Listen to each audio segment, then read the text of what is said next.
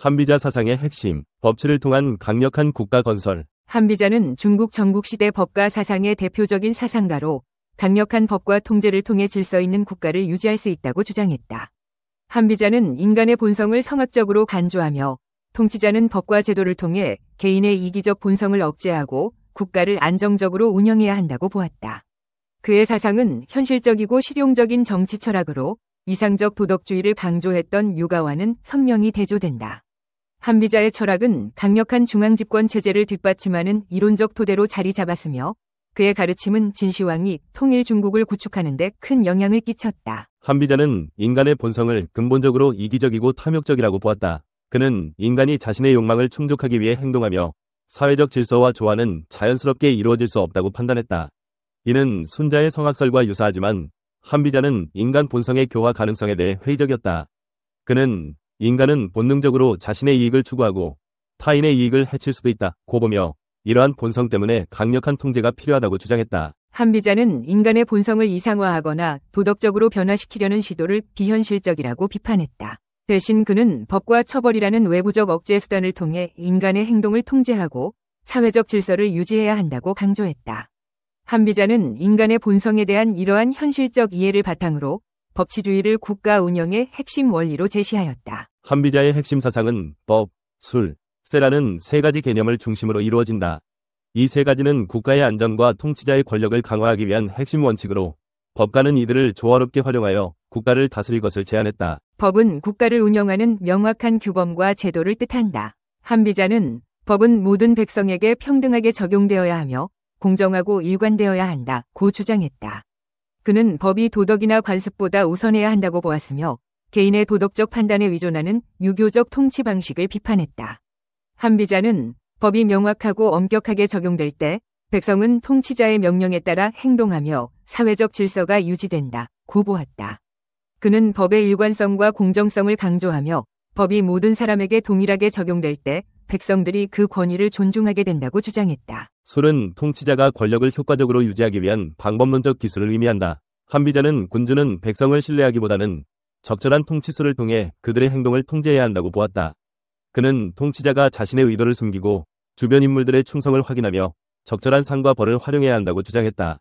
이는 통치자가 지나친 감정적 관여를 피하고 냉철한 판단을 통해 국가를 안정적으로 이끌어야 함을 의미한다. 세는 통치자가 가지는 권력의 정당성과 지배력을 뜻한다. 한비자는 군주의 권위가 강력하게 유지되어야 백성들이 통치자를 따르게 된다고 보았다. 그는 군주가 권위를 잃으면 법과 술이 효과를 발휘할 수 없다고 하며 군주의 권력 유지가 국가의 안정과 직접적으로 연결된다고 강조했다. 한비자는 국가의 안정과 번영을 위해 법치주의가 필수적이라고 보았다. 그는 도덕적 통치를 이상으로 삼은 유가와는 달리 법을 통해 통치하는 것이 현실적으로 더 효과적이라고 주장했다. 한비자는 군주는 백성들의 도덕성을 기대하기보다 명확한 법과 엄격한 처벌로 그들의 행동을 규율해야 한다고 보았다. 그는 법이 명확하고 공정하게 집행될 때 백성들은 행동의 기준을 이해하고 이를 따르게 된다고 강조했다. 반면 법이 애매하거나 통치자가 자의적으로 법을 적용하면 이는 사회적 혼란과 부패를 초래한다고 보았다. 한비자는 법치주의가 개인적 판단이나 감정에 의존하지 않고 통치의 일관성과 안정성을 확보할 수 있는 가장 강력한 방법이라고 설파했다. 한비자의 철학은 개인의 도덕적 완성보다 국가와 집단의 안정을 우선시한다. 그는 개인의 행동과 욕망이 사회적 질서를 해칠 가능성이 크기 때문에 이를 법과 제도를 통해 통제해야 한다고 보았다. 한비자는 개인의 이익 추구가 국가 전체의 이익을 방해해서는 안 된다고 강조하며 국가의 이익이 개인의 이익보다 우선해야 한다고 주장했다. 한비자의 사상은 유가의 도덕 중심 철학과는 뚜렷한 대조를 이룬다. 유가는 인간의 도덕적 본성을 발전시키고 덕을 통해 통치자가 백성을 다스려야 한다고 보았다. 반면 한비자는 도덕적 이상주의를 비판하며 법과 제도의 현실적 필요성을 강조했다. 한비자는 맹자의 성선설과 같은 관점을 비현실적이라고 비판하며 인간 본성을 있는 그대로 인정하고 이를 제어하는 방법을 모색했다. 그는 유가의 도덕적 가르침이 실제로는 사회적 혼란을 막지 못한다고 보았으며 도덕적 가르침보다 명확한 법과 엄격한 처벌이 더 효과적이라고 주장했다. 한비자는 개인의 도덕적 완성이나 내면적 평화를 삶의 궁극적 목표로 삼지 않았다. 그의 철학에서 삶의 목적은 강력한 국가를 건설하고 이를 안정적으로 유지하는 데 있었다.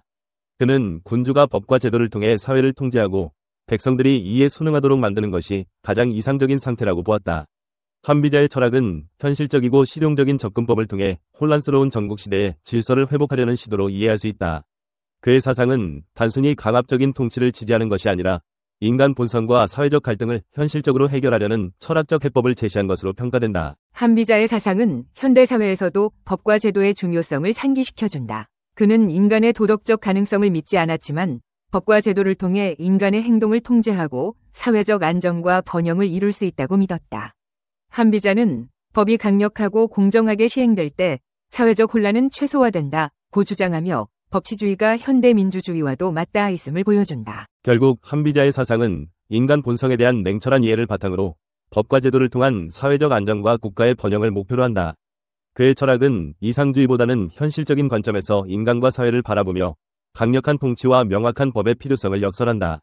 이는 혼란과 분열의 시대를 안정시키고자 했던 한비자의 의도를 잘 보여주는 사상적 유산이다. 한비자가 조언하는 사람의 마음을 읽는 5가지 방법을 소개합니다.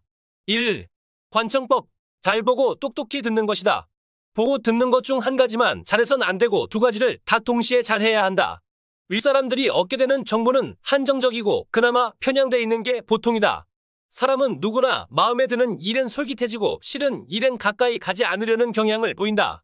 그래서 자신이 본 것이 마음에 들면 그에 대한 나쁜 평가는 들으려 하지 않고 들은 것이 마음에 들면 상상했던 것보다 좋지 않은 실제 모습은 보려고 하지 않는다. 그 때문에 음흉한 수하들은 듣기 좋은 얘기만 해주거나 좋은 것만 보여주려고 한다.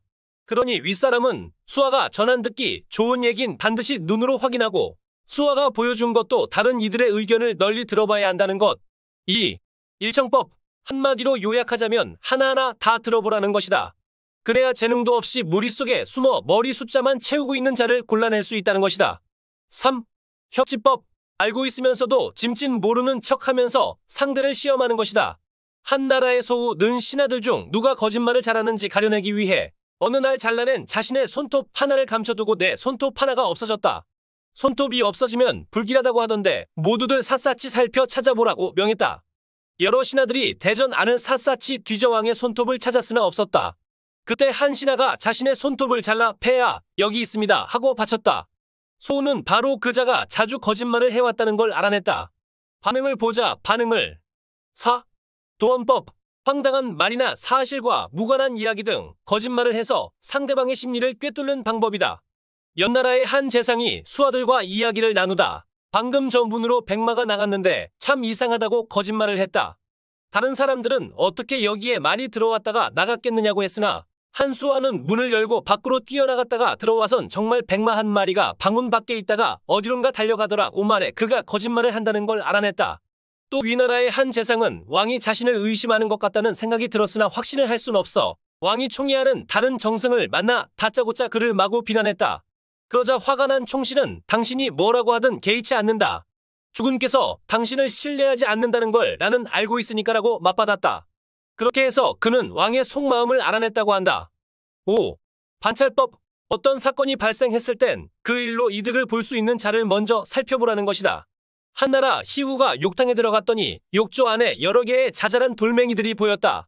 희우는 시녀를 불러 지금 목욕탕 관리를 맡고 있는 책임자가 바뀔 경우 그 후임으로 정해진 사람이 있느냐고 묻자 그렇다고 대답했다. 희우는 후임으로 내정돼 있는 사람을 불러오라고 했다. 그가 오자 왜 내 욕조에 돌멩이를 집어넣은 것이냐고 추궁했다. 처음엔 그런 일 없다고 잡아떼던 그는 나중엔 지금 책임자가 파직이 돼야 제가 그 자리를 차지할 수 있기 때문이었다고 자백했다. 그러니까 상대방의 입장에서 동기를 찾아보면 상대를 간파할 수 있고 잘 부릴 수 있다는 얘기다.